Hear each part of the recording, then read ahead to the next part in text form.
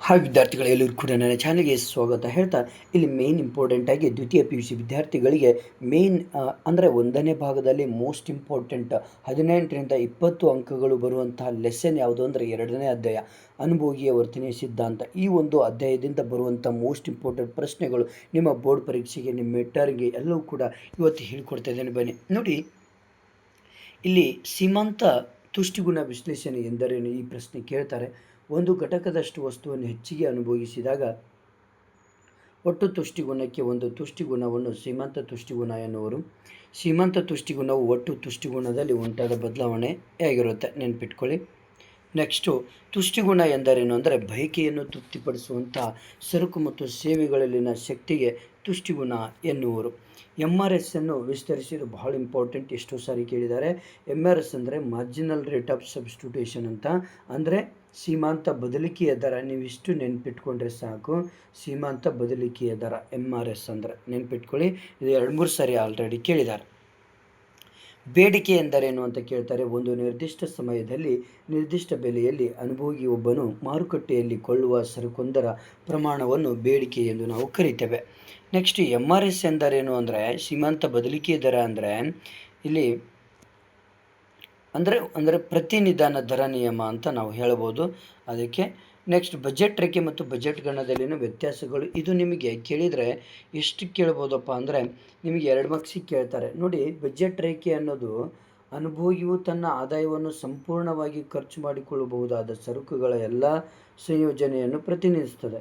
ಇದು ಇಳಿಮುಖ ಇಳಿಜಾರನ್ನು ಹೊಂದಿರುತ್ತದೆ. ಸಾಮಾನ್ಯವಾಗಿ ಬಜೆಟ್ ರೇಖೆಯು ಅನುಭೋಗಿ ಆದಾಯಕ್ಕಿಂತ ಕಡಿಮೆ ವೆಚ್ಚದ ಸಂಯೋಜನೆಯನ್ನು ಪ್ರತಿನಿಧಿಸುತ್ತದೆ.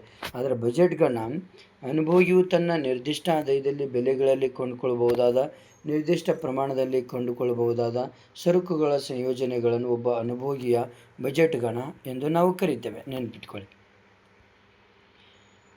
ಇನ್ನೊಂದು ಭಾಳ ಇಂಪಾರ್ಟೆಂಟ್ ಪ್ರಶ್ನೆ, ಒಟ್ಟು ತುಷ್ಟಿಗುಣ ಮತ್ತು ಸೀಮಾಂತ ತುಷ್ಟಿಗುಣ ನಡುವಿನ ವ್ಯತ್ಯಾಸಗಳನ್ನು ಬರೀರಿ ಅಂತಾರೆ. ಇದೊಂದು ಪ್ರಶ್ನೆ ಸರಿಯಾಗಿ ಸ್ಟಡಿ ಮಾಡ್ಕೊಳ್ಳಿ, ಓಕೆನಾ.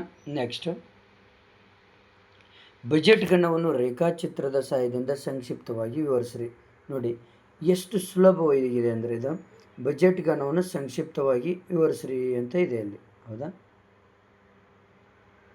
ನೋಡಿ, ಇಲ್ಲಿ ಬಜೆಟ್ ಗಣ ಕೇಳಿದ ತಕ್ಷಣ ಈ ಒಂದು ಸೂತ್ರ ನೆನ್ಪಿಟ್ಕೊಳ್ಬೇಕು. P1 x1 + P2 x2 = M.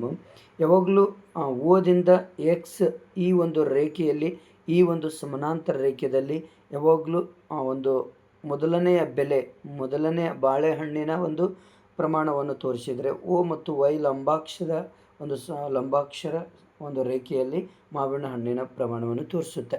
ಇದು ಬಜೆಟ್ ರೇಖೆ. ಯಾವಾಗಲೂ ಬಜೆಟ್ ಗಣದ ಒಂದು ರೇಖೆ ಇಳಿಮುಖ ಜಾರಿನ ನಿಷ್ಪತ್ತಿಯನ್ನು ತೋರಿಸ್ತದೆ, ನೆನ್ಪಿಟ್ಕೊಳ್ಳಿ. ಇದು ಬಜೆಟ್ ರೇಖೆ, ಇದು ಹೌದಾ. ಆ ಬಜೆಟ್ ರೇಖೆಯ ಸಮೀಕರಣ P1 x1 + P2 ಮತ್ತು x2 = M. ಈ ರೀತಿ ತೆಗೆದ್ರೆ ಸಾಕು. ಅದಕ್ಕೆ ಸ್ವಲ್ಪ ಎಕ್ಸ್ಪ್ಲೇನ್ ಈ ರೀತಿ ಕೊಟ್ಟರೆ ಸಾಕು, ಓಕೆನಾ. ಸರಕು ಒಂದನ್ನು.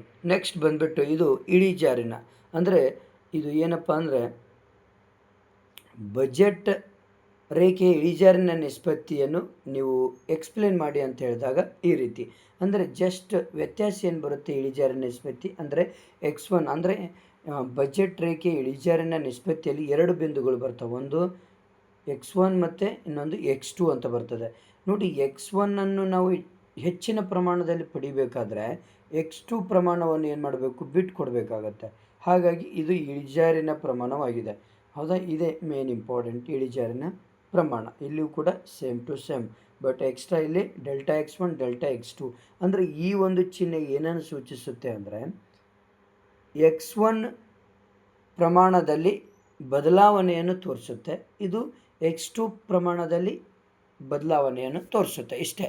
ಇದರ ಸೂತ್ರ ಏನಪ್ಪ ಅಂದರೆ x1 ಅಂದರೆ open bracket x1 + Δx1, x2 + Δx2 close bracket. ಇಷ್ಟು ಮಾಡಿದರೆ ಸಾಕು, ಓಕೆನಾ. ನೆಕ್ಸ್ಟ್, ಇದು ಕೂಡ ಭಾಳ ಇಂಪಾರ್ಟೆಂಟ್. ಇಳಿಮುಖ ಸೀಮಾಂತ ತುಷ್ಟಿಗುಣ ನಿಯಮವನ್ನು ಕೋಷ್ಟಕ ಮತ್ತು ರೇಖಾಚಿತ್ರದ ಸಹಾಯದಿಂದ ವಿವರಿಸ್ರಿ. ಇದು ಕೂಡ ಈ ಒಂದು ಕೋಷ್ಟಕ ಇದೆ. ಆ ಕೋಷ್ಟಕ ನೆನ್ಪಿಟ್ಕೊಳ್ಬೇಕು. ಘಟಕಗಳು ಮತ್ತು TU ಮತ್ತು MU ಇವು 3 ಘಟಕಗಳನ್ನು ನೆನ್ಪಿಟ್ಕೊಂಡ್ರೆ ಆರಾಮಾಗಿ ನೀವೇನು ಮಾಡ್ಬೋದು, ಇದನ್ನು ಈ ರೀತಿ ರೇಖೆಯನ್ನು ರಚಿಸ್ಬೋದು. ಇದು ಇಳಿಮುಖ ತುಷ್ಟಿಗುಣದ ನಿಯಮ ಭಾಳ ಇಂಪಾರ್ಟೆಂಟ್ ಇದು. ನೆನ್ಪಿಟ್ಕೊಡ್ರಿ. ಇಷ್ಟು ಮಾಡ್ಕೊಂಬಿಟ್ರೆ ಸಾಕು. ಇದು ಒಂದು ಸರಿಯಾಗಿ ಸ್ಟಡಿ ಮಾಡಿಕೊಡ್ರಿ. ಮತ್ತು ಎಕ್ಸ್ಪ್ಲೇನ್ ಇಲ್ಲಿ ಕೊಟ್ಟಿದ್ದೇನೆ, ಈ ರೀತಿ ಎಕ್ಸ್ಪ್ಲೇನ್ ಮಾಡಿ.